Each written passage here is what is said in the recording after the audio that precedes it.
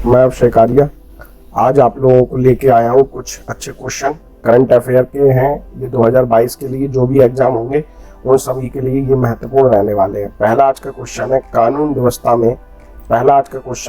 व्यवस्था में सुधार के लिए राज्यों के कानून मंत्रियों का अखिल भारतीय सम्मेलन कहाँ आयोजित किया गया। आप सबको पता है ये बेटा गुजरात में आयोजित किया गया। कहाँ पर हुआ है? गुजरात में। इसमें सेलेक्ट 2 पे हो गया है, लेकिन आपको याद रखना है कहाँ हुआ है, गुजरात के अंदर। अगर मैं आपसे पूछूं गुजरात के, क्या आप मुझे मुख्यमंत्री कमेंट कर सकते हैं या गुजरात की राजधानी मुझे कमेंट कर सकते हैं? तो मुझे कमेंट में जरूर बताएं। मैं आज आपको 2022 के जितने भी सम्मेलन हुए हैं वो सारे सम्मेलन बता देता हूं, ताकि आप आने वाले एग्जाम के लिए इनकी प्रिपरेशन कर सकें। आपसे पूछा जाए G20 शिखर सम्मेलन 2022 कहाँ हुआ था? ये नवंबर 2022 में हुआ। ये बाली में हुआ था, और बाली है इंडोनेशिया में। वैसे इंडोनेशिया की राजधानी जकार्ता है।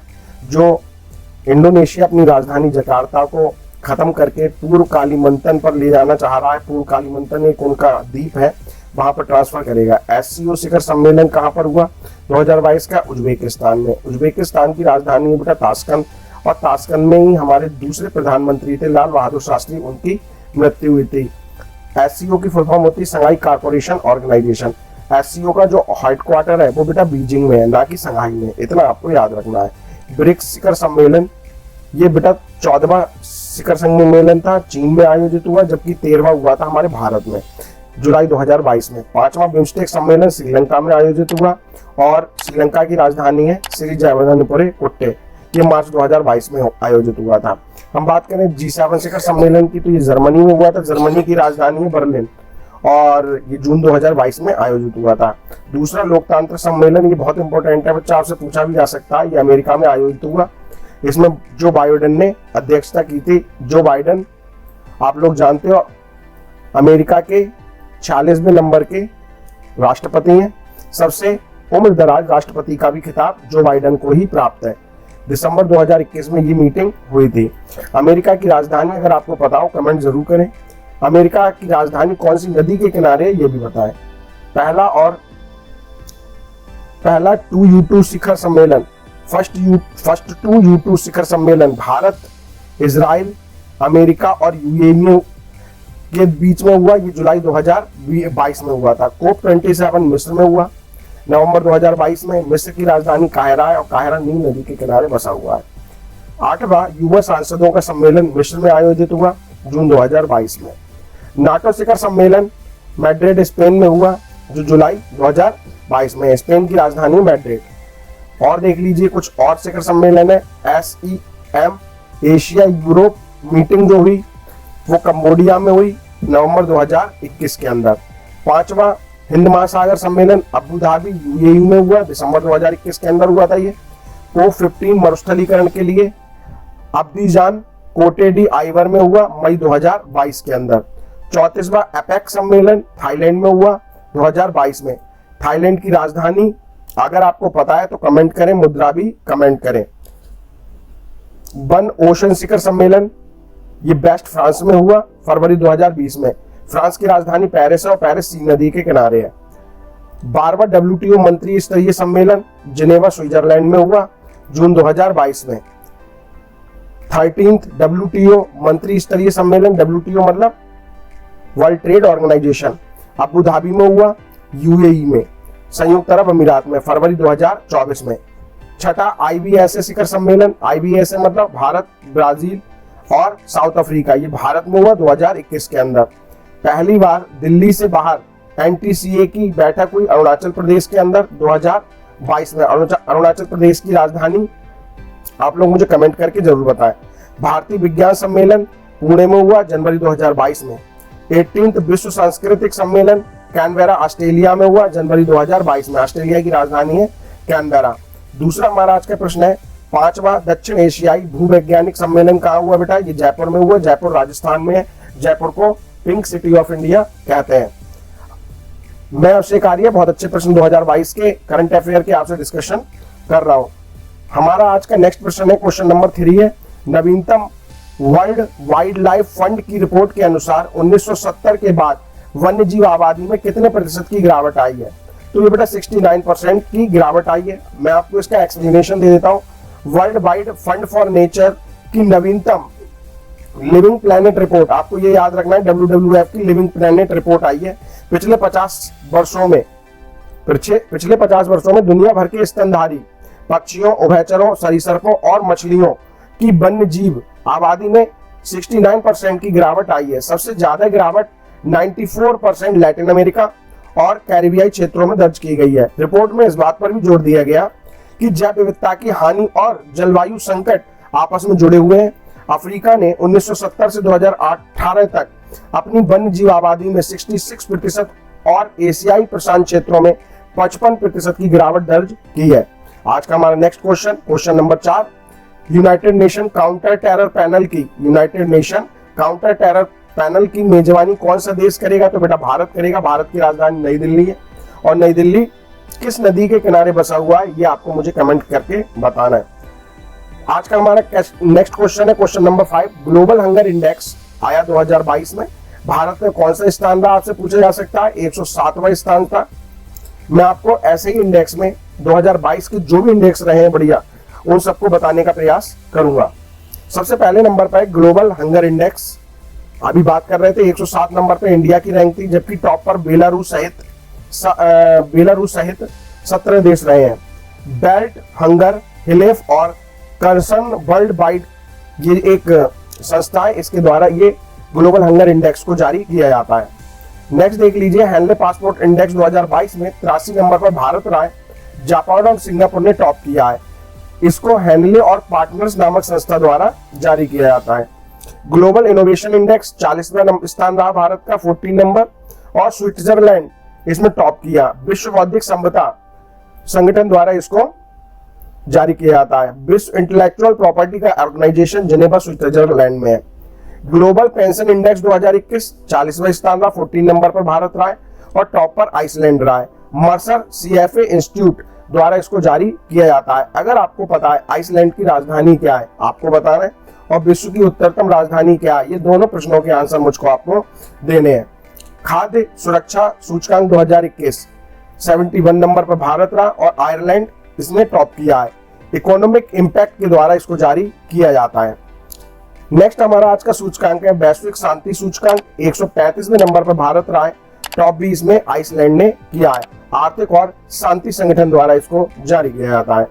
चांडलर गुड गवर्नमेंट इंडेक्स 2021 में भारत 49 नंबर पर, और टॉप पर फिनलैंड रहा है, जबकि इसको जारी करने वाला इंस्टीट्यूट चांडलर इंस्टीट्यूट है। विश्व प्रेस स्वतंत्रता सूचकांक 2022 150 नंबर पर भारत खिसक चुका है। बहुत दर्दनीय बात है।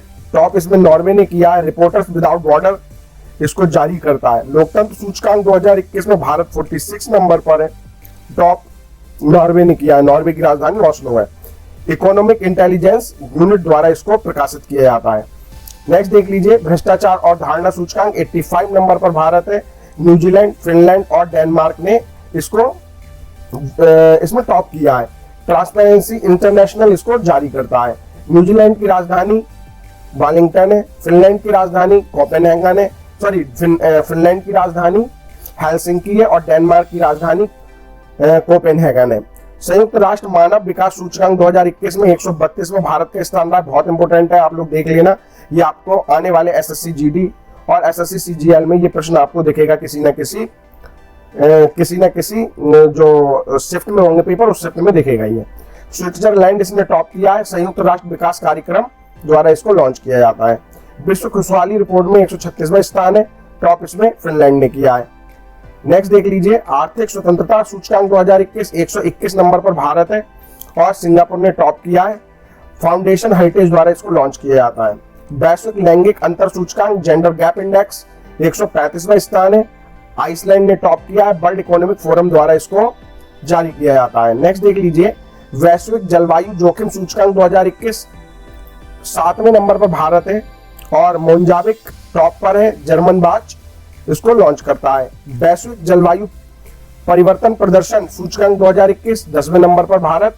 डेनमार्क 4th नंबर पर। 1, 2, 3 पद खाली है। जर्मन बाच द्वारा जारी किया जाता है। कोविड-19 रिस्पॉन्स इंडेक्स 86 नंबर पर भारत, टॉप पर न्यूजीलैंड लोवी इंस्टीट्यूट द्वारा इसको जारी किया जाता है। समावेशी इंटरनेट सूचकांक 2021 49 स्वीडन द्वारा लॉन्च किया जाता है। Energy transition index 87 number Sweden द्वारा इसको जारी किया जाता है। सॉरी, स्वीडन इसमें टॉप पे है और वर्ल्ड इकोनॉमिक फोरम इसको जारी करती है। वैश्विक साइबर सुरक्षा सूचकांक 2021 10वें नंबर पर है। टॉप पर अमेरिका है। अंतरराष्ट्रीय दूरसंचार संघ है। अमेरिका की राजधानी वॉशिंगटन डीसी है और पेट्रोमैक नदी के किनारे है। Startup economic index startup ecosystem index 2021 20वां अमेरिका टॉप स्टार्टअप ब्लैंकस द्वारा इसको जारी किया जाता है। वैश्विक युवा विकास सूचकांक 122 नंबर टॉप पर सिंगापुर कॉमनवेल्थ सचिवालय। वैश्विक विनिर्माण जोखिम सूचकांक टॉप पर भारत का दूसरा स्थान, टॉप पर अमेरिका कुचमैन और बैकफील्ड द्वारा इसको लॉन्च किया जाता है। नेक्स्ट देखिए, अंतरराष्ट्रीय बौद्धिक संपदा सूचकांक में भारत 43 नंबर पर है। टॉप पर अमेरिका है। यूएस चैम्बर ऑफ कॉमर्स द्वारा इसको जारी किया जाता है। वैश्विक स्वास्थ्य सुरक्षा सूचकांक 66 नंबर पर भारत, टॉप पर America Bloomberg School of Public Health और Johnson Hopkins Center for Health Security द्वारा इसको जारी किया जाता है। सतत विकास सूचकांक 2021 भारत 120वें स्थान पर है। टॉप इसमें फिनलैंड ने किया है। यूनाइटेड नेशन ऑर्गेनाइजेशन द्वारा इसको जारी किया जाता है। बहुत इंपॉर्टेंट है बच्चा आपके लिए सतत विकास सूचकांक 2021। एशिया पावर इंडेक्स 2021 चौथे नंबर पर भारत है। ये देख लेना बेटा, आपको किसी न किसी एग्जाम में मिलेगा। टॉप पर अमेरिका है। लोबी इंस्टीट्यूट ऑस्ट्रेलिया द्वारा इसको लॉन्च किया जाता है या पब्लिश किया जाता है। ग्लोबल ड्रग पॉलिसी इंडेक्स 2021 में भारत 18वें स्थान पर था। टॉप पर नॉर्वे रहा। नॉर्वे की राजधानी ऑस्लो है। हार्म रिडक्शन कंसोर्टियम द्वारा इसको जारी किया जाता है। पर्यावरण प्रदर्शन सूचकांक 2022 में भारत 180 स्थान है, बहुत पिछड़ चुका है। टॉप डेनमार्क ने किया है। एल और कोलंबिया विश्वविद्यालय द्वारा लॉन्च किया जाता है इसको या पब्लिश किया जाता है। विश्व प्रतिस्पर्धात्मक सूचकांक 2022 37वें नंबर पर भारत है। टॉप पर डेनमार्क है। IMD इंटरनेशनल मेट्रोलॉजिकल डिपार्टमेंट द्वारा इसको जारी किया जाता है। स्पीड टेस्ट ग्लोबल इंडेक्स में भारत 115वें स्थान पर है। नॉर्वे और सिंगापुर टॉप किया है। ओकला द्वारा इसको जारी किया जाता है। मैंने आपको मोस्टली इंडेक्सेस बता दिए हैं, इसको बार बार देखें और आपको याद हो जाएंगे। छठवीं राष्ट्रीय महिला मैराथन 2022 का आयोजन मध्य प्रदेश में किया गया, आपको पता होगा।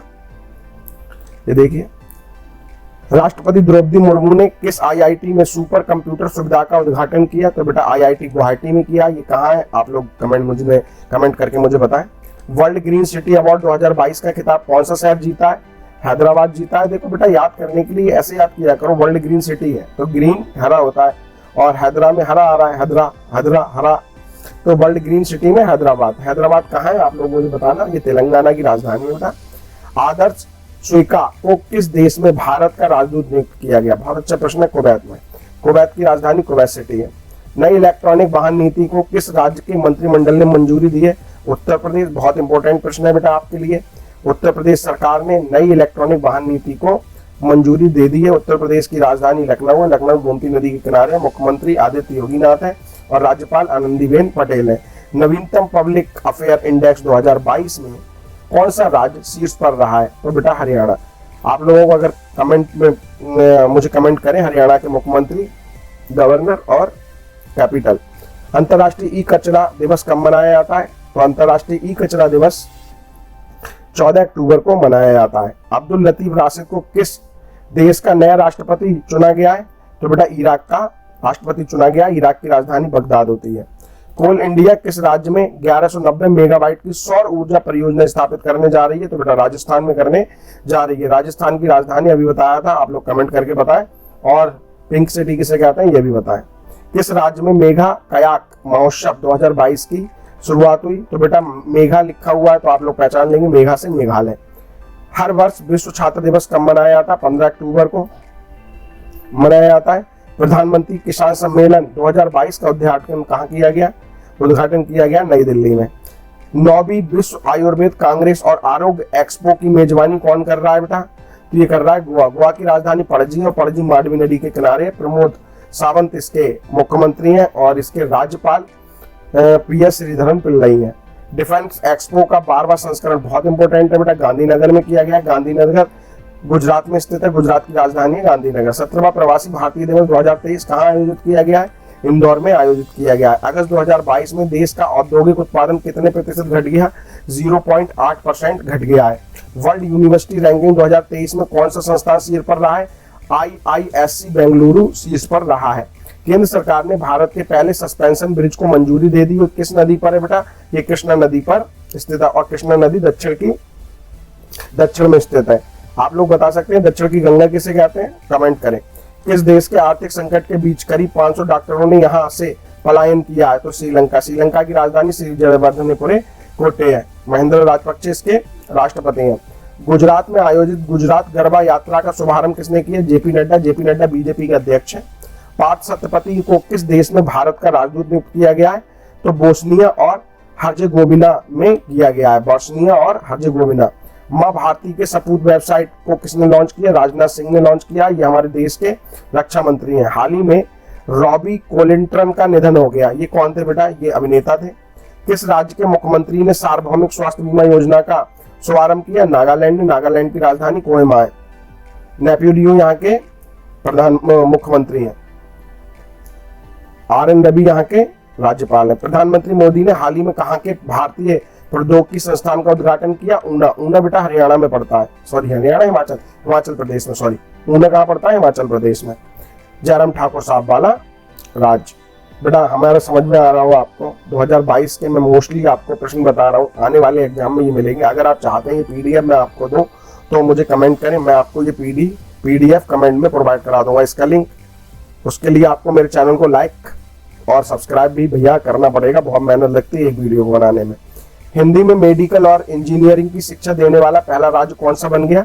तो बेटा मध्य प्रदेश बन गया। मध्य प्रदेश की राजधानी भोपाल। अगर आप जानते हैं भोपाल शहर किसने बसाया तो प्लीज कमेंट जरूर करना मुझे।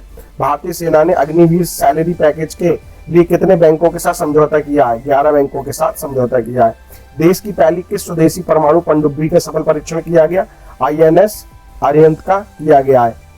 2022 में जल जीवन मिशन लक्ष्य प्राप्त करने वाला एकमात्र राज्य कौन सा बना? तो बेटा तमिलनाडु बना है। जल जीवन मिशन कब शुरू हुआ था आपसे पूछा जा सकता है? 15 अगस्त 2019 को। जल जीवन मिशन किस मंत्रालय द्वारा आता है? तो जल शक्ति मंत्रालय के अधीन आता है। वर्तमान में जल शक्ति मंत्री कौन है? गजेंद्र सिंह शेखावत साहब है। जल जीवन मिशन के तहत प्रत्येक ग्रामीण परिवार को प्रत्येक दिन कितने लीटर शुद्ध पानी पीने की आपूर्ति करने की परिकल्पना है? बेटा 55 लीटर, 55 लीटर की पूछा जा सकता है आपसे। जल जीवन मिशन का लक्ष्य क्या है 2019 से 2024 तक? जल जीवन मिशन का पूरा करने वाला पहला भारतीय राज्य कौन सा बना था? गोवा बना था। जल जीवन मिशन को पूरा करने वाला दूसरा भारतीय राज्य तेलंगाना बना। जल जीवन मिशन को पूरा करने वाला पहला जिला कौन सा बना था? बुरहानपुर बना था। बेटा ये मध्य प्रदेश का है। जल जीवन मिशन को पूरा करने वाला पहला यूनियन टेरिटरी केंद्र शासित प्रदेश कौन सा बना? अंडमान निकोबार। 2021 में ही पूरा कर लिया था। केंद्रीय बजट 2022-23 के अनुसार जल जीवन मिशन में कितने करोड़ इन्वेस्टमेंट करने का लक्ष्य रखा गया है? तो 60,000 करोड़। 3.8 करोड़ परिवारों को हर घर नल के कनेक्शन देने का लक्ष्य है। बजट 2022-23 किसने पेश किया था? तो श्रीमती निर्मला सीतारमन ने किया था। ये केंद्रीय वित्त एवं कॉर्पोरेट कार्य की मंत्री हैं।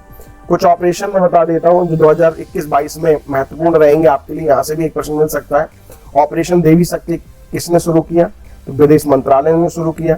कोरोना काल में भारत के विदेश मंत्रालय ने अफगानिस्तान में फंसे भारतीय नागरिकों को निकालने के लिए ऑपरेशन देवी शक्ति मिशन की शुरुआत की थी। ऑपरेशन ब्लू फ्रीडम किसने शुरू किया? तो ऑपरेशन ब्लू फ्रीडम शुरू करने वाला जो डिपार्टमेंट है वो सामाजिक न्याय एवं अधिकारिता मंत्रालय है। दिव्यांग जन के सशक्तिकरण में भारत को वैश्विक पहचान दिलाने के उद्देश्य से सामाजिक न्याय एवं अधिकारिता मंत्रालय द्वारा ऑपरेशन ब्लू फ्रीडम अभियान शुरू किया गया है। इसके तहत भारत सरकार ने सियाचिन ग्लेशियर पर चढ़ाई करने के लिए विकलांग लोगों की भी एक टीम गठित की है। आपको याद रखना है बेटा। ये ऑपरेशन नमस्ते किसने शुरू किया है? ऑपरेशन नमस्ते बेटा भारतीय सेना ने शुरू किया है। भारतीय सेना ने दोबारा खुद को कोरोना वायरस के संक्रमण से मुक्त रखने के लिए चलाया गया अभियान है बेटा। ये ऑपरेशन वंदे भारत मिशन ये बेटा विदेश मंत्रालय द्वारा चलाया गया है। विदेश मंत्रालय ने विदेशों में फंसे 14,800 भारतीय नागरिकों को घर लाने के लिए ऑपरेशन वंदे भारत मिशन शुरू किया था। ऑपरेशन मिशन सागर किसने शुरू किया? तो ऑपरेशन मिशन सागर शुरुआत किया था विदेश मंत्रालय ने ही। विदेश मंत्रालय ने कोविड-19 से निपटने के लिए मालदीव, मेडागास्कर, सेशेल्स और कोमोरोस को आवश्यक खाद्य सामग्री और आयुर्वेदिक दवाओं की आपूर्ति की थी। इस मिशन के द्वारा ऑपरेशन प्रभा किसने शुरू किया है? तो ये बेटा कोचीन एयरपोर्ट ने शुरू किया है। कोचीन इंटरनेशनल एयरपोर्ट लिमिटेड ने एयरपोर्ट को बाढ़ के खतरों से बचाने के लिए ऑपरेशन प्रभा की शुरुआत की है। ऑपरेशन ओलिविया किसने शुरू किया? तो भारतीय तटरक्षक बल ने शुरू किया है। भारतीय तटरक्षक बल ने उड़ीसा के ओलिव रिडले कछुओं को बचाने के लिए ऑपरेशन ओलिविया को शुरू किया है। ऑपरेशन समुद्र सेतु सेकंड किसने शुरू किया? तो ये बेटा शुरू करने वाली भारतीय नौसेना है। कोरोना काल में ऑक्सीजन से भरे कंटेनरों एवं मेडिकल सप्लाई को विदेशों से भारत में तीव्र गति से शिपमेंट करने के लिए भारतीय नौसेना ने ऑपरेशन समुद्र सेतु सेकंड शुरू किया था। रेशम समुद्र सेतु किसने शुरू किया? रेशम समुद्र सेतु शुरू किया बेटा, ये नेक्स्ट क्वेश्चन है यहाँ से। रेशम समुद्र सेतु किसने शुरू किया है? ये भी भारतीय नौसेना ने किया है। कोविड-19 के शुरुआती दिनों में मालदीव से फंसे भारतीयों को वापस लाने के लिए भारतीय नौसेना ने ऑपरेशन समुद्र सेतु की शुरुआत की थी। ऑपरेशन यार ये तो गड़बड़ हो गया, अभी एक सेकंड बेटा। हाँ, ऑपरेशन सियोजीत किसने शुरू किया? तो ये बेटा भारतीय सशस्त्र बल ने किया है। चिकित्सीय बुनियादी ढांचा, ऑक्सीजन आपूर्ति श्रृंखला आदि की मजबूती के माध्यम से कोविड-19 विरोधी प्रयासों में सहायता करने के लिए ऑपरेशन कोजीत को भारतीय सशस्त्र बलों ने शुरू किया है। ऑपरेशन सरधवा किसने शुरू किया था बेटा? सीमा सुरक्षा बल ने, बॉर्डर सिक्योरिटी फोर्स ने। राजस्थान के पश्चिमी अंतर्राष्ट्रीय सीमा पर घने कुहासे में घुसपैठ की घटनाओं को रोकने के लिए ऑपरेशन सरधवा शुरू किया था।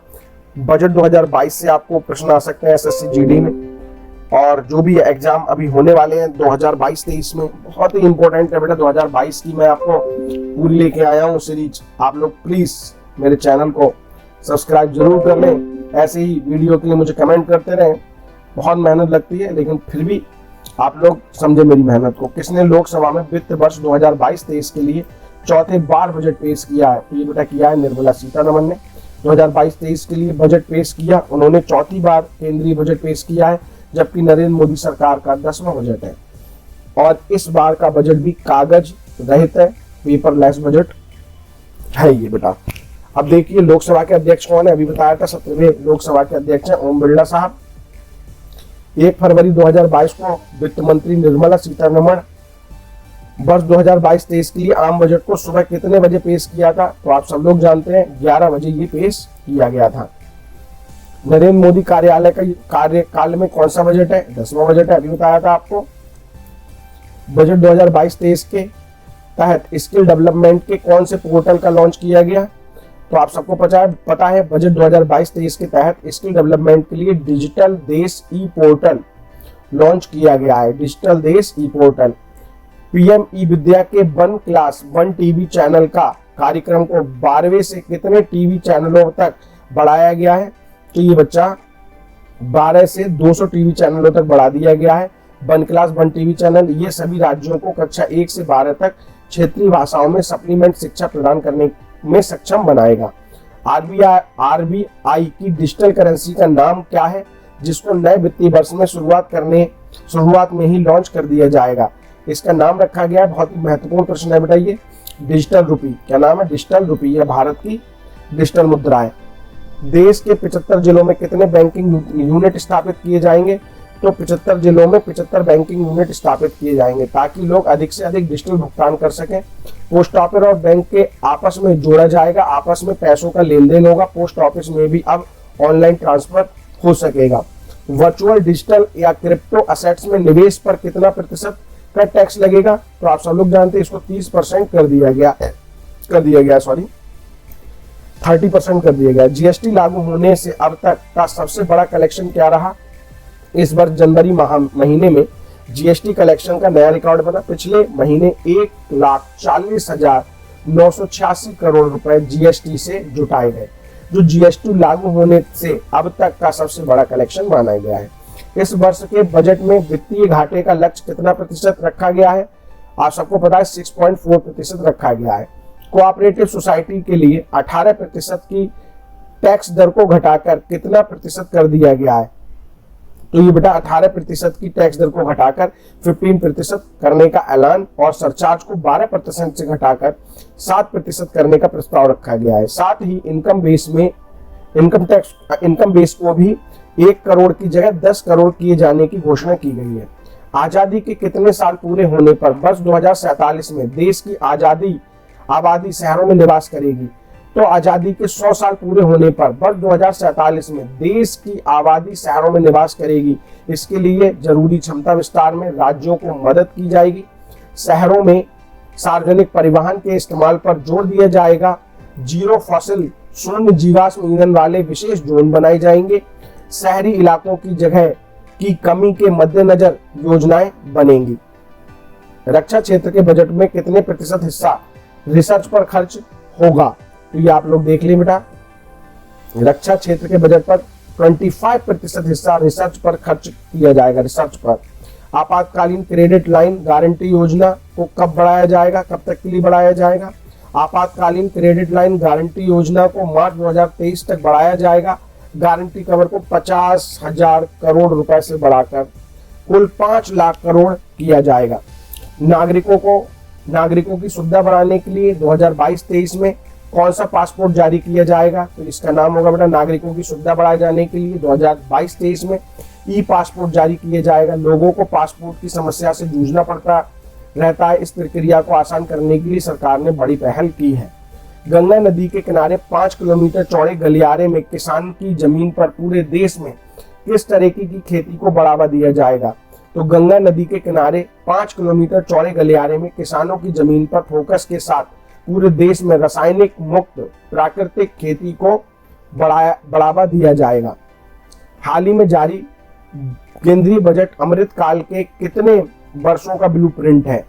तो ये बेटा 2022-23 अमृत काल के अगले 25 वर्षों का ब्लूप्रिंट है। मोदी सरकार ने आजादी के 100 साल को अमृत काल की संज्ञा दी है।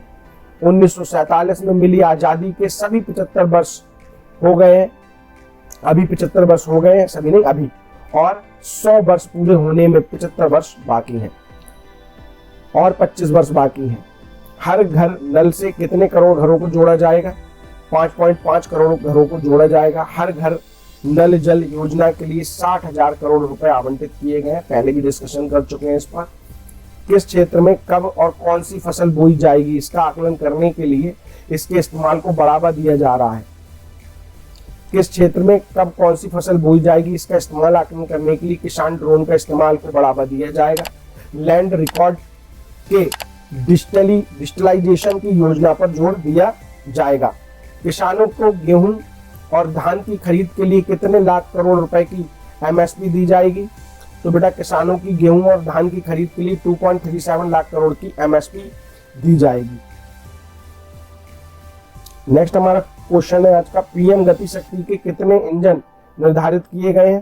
तो बेटा पीएम गति शक्ति के 7 इंजन है। रोड, रेलवे, एयरपोर्ट, बंदरगाह, मास ट्रांसपोर्टेशन, वाटरवे, लॉजिस्टिक, इंफ्रास्ट्रक्चर। इन आधार स्तंभों पर देश की रफ्तार तेजी से की जाएगी। नई पीढ़ी की कितनी वंदे भारत ट्रेन अगले 3 वर्षों में चलाई जाएंगी? तो वित्त मंत्री ने कहा है नई पीढ़ी की 400 वंदे भारत ट्रेन अगले 3 वर्षों में चलाई जाएंगी। साथ ही 100 पीएम गति शक्ति कार्गो टर्मिनल्स भी अगले 3 वर्षों में तैयार होंगे। पूर्वोत्तर के राज्यों के लिए नई योजना किसके नाम से लॉन्च होगी? तो बेटा पूर्वोत्तर राज्यों के लिए नई योजना प्रधानमंत्री पूर्वोत्तर विकास योजना के नाम से लॉन्च होंगी। इसके तहत पूर्वोत्तर के 7 राज्यों में विकास कार्यों को गति दी जाएगी। अगले वित्त वर्ष में पीएम आवास योजना के तहत कितने लाख घर बनेंगे? तो ये बेटा आपको मैं बता देता हूँ, अगले वित्त वर्ष में पीएम आवास योजना के तहत 80 लाख घर बनेंगे। बजट 2022-23 के तहत एक साल में कितने हजार किलोमीटर हाईवे बनेगा? तो एक साल में 25,000 किलोमीटर हाईवे बनेगा। हाईवे विस्तार पर 20,000 करोड़ रुपए का खर्च किया जाएगा। प्लीज मेरे चैनल को लाइक सब्सक्राइब करें, बहुत मेहनत लगती है एक वीडियो को बनाने में। बजट के क्वेश्चन चल रहे हैं 2022 के, मोस्टली क्वेश्चन इस वीडियो से आपको मिल जाएंगे। एसएससी जीडी में अगर आप पेपर देने जा रहे हैं इस वीडियो को जरूर देखते जाएं। बजट 2022-23 के तहत भारत की आर्थिक विकास दर कितना रहने का अनुमान है? तो बेटा बजट 2022-23 के तहत मौजूदा वर्ष में भारत की आर्थिक विकास दर 9.2% रहने का अनुमान है। ये बड़ी अर्थव्यवस्थाओं में सबसे ज्यादा है। तेल मार्केटिंग कंपनियों ने विमान ईंधन की कीमतों में कितनी फीसदी की तगड़ी बढ़ोतरी की है? तो तेल मार्केटिंग कंपनियों ने विमान ईंधन की कीमतों में 8.5% की तगड़ी बढ़ोतरी की है। इस कारण आने वाले दिनों में हवाई यात्रा महंगी हो सकती है। महंगाई से पहले ही बेहाल मध्य वर्ग के लिए एक और झटका लगने का खतरा मंडराने लगा बेटा। 2022-23 में किस तरह के पासपोर्ट जारी किए जाएंगे, अभी बताया था मैंने आपको। इनको नाम दिया गया है ई पासपोर्ट जारी किए जाएंगे, जिनमें चिप लगी होगी, विदेशी जाने वालों को सहूलियत होगी। 2022-23 के बजट में युवाओं के लिए 5 साल में कितने लाख नौकरियों का अवसर तैयार किए जा रहे हैं। वित्त मंत्री ने इस बजट में युवाओं के लिए 5 साल में 60 लाख नौकरियों के अवसर तैयार करने का वादा किया। ये बेटा वादा ही रहेगा, हो जाए तो बहुत अच्छी बात है। 2022-23 के बजट में 2030 तक सौर क्षमता में कितने गीगावाट तक बढ़ाने का लक्ष्य है। तो आप सबको बता 2030 तक सौर क्षमता में के 280 गीगावाट के लक्ष्य को प्राप्त करने के लिए 19,500 करोड़ रुपए का अतिरिक्त आवंटन किया जाएगा। निम्नलिखित में से किसने भारत में पहला बजट प्रस्तुत किया था। सब लोगों को पता है, जेम्स विल्सन उनका नाम था। भारत के किस वित्त मंत्री ने बजट को अधिकतम बार प्रस्तुत किया है, तो उनका नाम बेटा षणमुखम शेट्टी ही था। मोरारजी देसाई, पहली बार किया था षणमुखम शेट्टी ने स्वतंत्र भारत में, जबकि सबसे ज्यादा बार मोरारजी देसाई ने किया है, 10 बार। रेल बजट को आम बजट से कब जोड़ा गया है बेटा, 2016 में जोड़ा गया। विवेक देवराय समिति उसकी सिफारिशों पर, और एकवर्ष समिति की सिफारिशों पर रेलवे बजट को आम बजट से दूर किया गया था, अलग किया गया था। इस समिति की सिफारिशों पर रेल बजट को आम बजट से अलग किया गया था, तो हमने बताया था एकवर्ष समिति की सिफारिशों पर। किसको भारतीय बजट व्यवस्था का जनक माना जाता है, तो बेटा जेम्स विल्सन को माना जाता है। निम्न में से किसने गणतंत्र भारत का प्रथम बजट पेश किया, गणतंत्र भारत का जॉन मथाई ने किया था। बजट 2022 करंट अफेयर है ये बेटा, कुछ आपके लिए अच्छी। किस वर्ष गणतंत्र भारत का पहला बजट पेश किया गया, तो 28 फरवरी 1950 को। कब स्वतंत्र भारत का प्रथम बजट पेश किया गया बेटा, ये किया गया 26 नवंबर 1947 को। किसने स्वतंत्र भारत का प्रथम बजट पेश किया, षणमुखम शेट्टी ने, अभी बताया था मैंने। संविधान में किस शब्द का उल्लेख नहीं है, बजट शब्द का। बजट को वार्षिक वित्तीय वर्णन कहते हैं, अनुच्छेद 112 के तहत। बजट शब्द का अर्थ होता है चमड़े का थैला। किस भाषा में बजट शब्द की उत्पत्ति हुई है, तो बेटा ये फ्रेंच भाषा का शब्द है बजट। किस प्रधानमंत्री ने संसद में पहली बार बजट पेश किया था, जवाहरलाल नेहरू ने। 2017 के बाद बजट पेश किया जाता है 1 फरवरी को। इस वर्ष पहली बार पेपरलेस बजट पेश किया गया 2021 में। आज की इतना ही, मिलते हैं हम किसी और वीडियो में।